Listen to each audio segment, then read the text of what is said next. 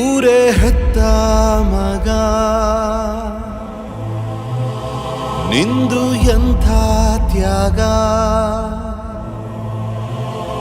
ನೀನು ನಮ್ಮ ಪಾಲಿಗೆ ಎಂದು ದೇವ್ರಯ್ಯ. ಪುಣ್ಯಾತ್ಮ ಪುಣ್ಯಾತ್ಮ ಮಂಡಲ್ಲಿ ನಿನ್ನದೆ ಶ್ರೇಷ್ಠ ಕಥೆ, ಶ್ರೀಮಂತ ನೀನೇ.